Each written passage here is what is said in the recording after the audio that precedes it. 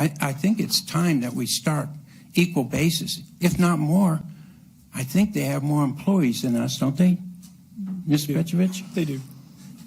Close to pretty big difference. And of course, they have... We have 1,300, and I believe they have 3,300. Okay, and building-wise, I mean, we have buildings out here, but schools also have 32 buildings. They have to, I know we help with the maintenance and stuff of that, but it doesn't mean that they don't have to clean it. They don't have to do anything. I'll be happy not to raise the budget. I don't want to raise the taxes, but I want to give the just and the fair payment to the schools. And 2.1 out of this is not. This would be the first year we could honestly say that we give the budget to the schools as presented to us. And I guarantee you that it would be the first year without stipulations from county administrators, and I'm including all of them, that go to the school and say, you got this amount of money to work with. And it's happened. I would like, if we could be fair, I'm not out to raise taxes, but I know we can give those schools $2.1 million. You know, and everybody keeps saying fully fund the school budget.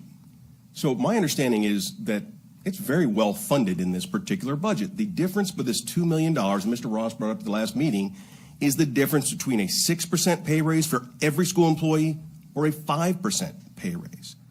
So passing the budget as it is without that $2 million is still a significant budget and a 5% pay raise to every school employee.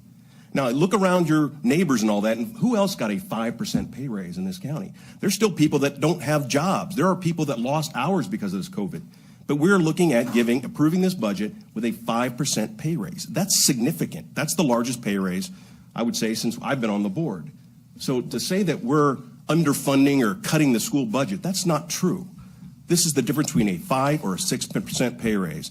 And I'll tell you, there's a lot of people out there that are still hurting. And if you look at the gas right now, that's $1 a gallon more for gas. And that goes for everybody, particularly those that make the least amount in our county are affected the most. And I keep hearing this, you know, it's only a cup of coffee by raising the property tax or raising the personal property tax. Don't worry about it, or the meals tax. Well, these are things that all of our citizens use. And you're telling us to raise their taxes, take something away from them in order to make a difference between a 5 or a 6% pay raise. So I just don't understand why this is even a discussion. Mr. Chair. Mr. Chair. I'd like to say one thing. Just remember, last year, we gave all our firemen and all the people their raises. Schools did not get the raise. So they're trying to catch up with that. So let's make sure everybody understands. We're talking about this year, okay? Last year, we gave our people a lot of a raise when the schools did not. And I don't think it's the teachers and the employees of the school system should be detrimental to them because we don't have the fund to give them the 6%. I mean, we really do. When the fire department, when the sheriff's office asked to have extra money for raises, we gave it to them. We didn't ask them to go ahead and no, we'll give you 2% or something of that nature. I just want the public to understand everything. What you're saying is correct. David was correct. The 1%, okay, is at 2.1. But why should the burden be put on the teachers and the employers of the school system?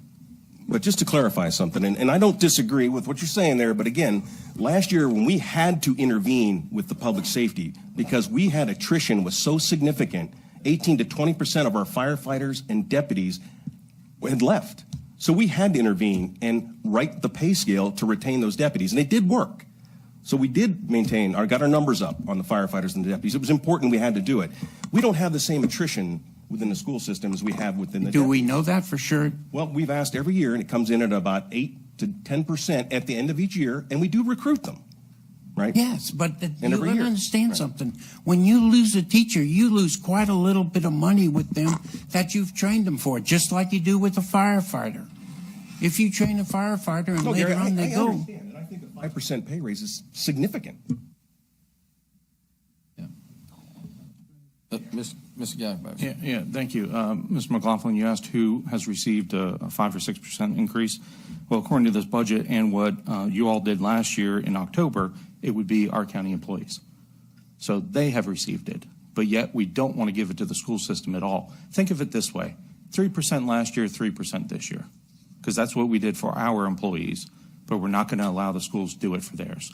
That $11 million that comes from the state and the federal, that has strings attached, does it not, Ms. Jewell? Yes, it does.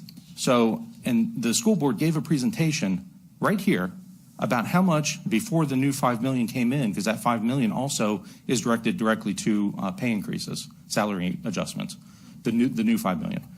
And they sat right there, and it was about $1.5 million that they had outside of the strings that they could do anything with.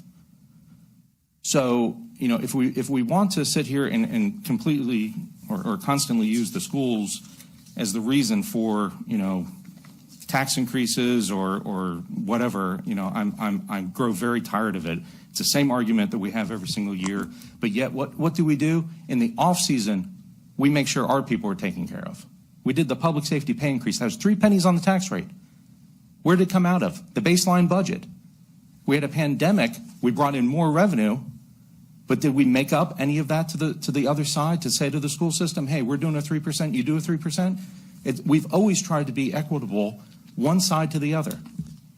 And if we do it this way, they're going to fall even further behind. The other thing I'd like to say, too, is the Evergreen study. The other thing, too, by the way, is the school board voted unanimously for this recommendation or for their budget to us. The Evergreen study was completed in 2017.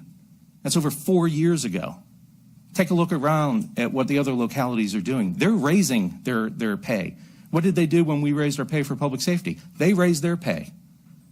It's a constant try to keep up. And if we're going to do this to the school system, don't be surprised when you lose teachers, when you have the quality of education that actually does go down because you refuse to keep up. Nobody's asking for anything exorbitant, a 3% every single year. I mean, geez, we didn't even keep up with inflation over the past 10 years with our transfer to them. This year, we actually have the opportunity to do it, and I really would like to see it done.